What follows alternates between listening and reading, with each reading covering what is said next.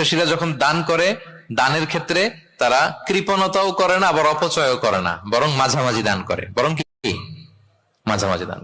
রাসূলুল্লাহ সাল্লাল্লাহু আলাইহি ওয়াসাল্লামের একটা অভ্যেস ছিল, তার কাছে কেউ কিছু চাইলে উনি না বলতে পারতেন না। কি বলতে পারতেন না? সবাই বলুন। রাসূলুল্লাহ সাল্লাল্লাহু আলাইহি ওয়াসাল্লাম কি বলতে পারতেন না? না।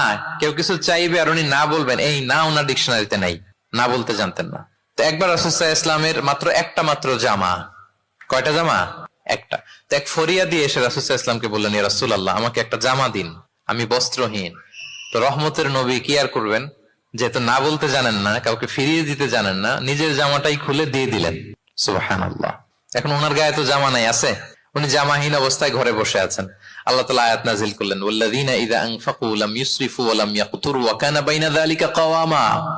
বিশ্বাসীরা যখন দান করে, তারা কৃপণতাও করে না, আবার বাড়াবাড়িও করে না, মাঝামাঝি থাকে, মধ্যম পন্থা। মানে বুঝাতে চাইলেন আল্লাহ তাআলা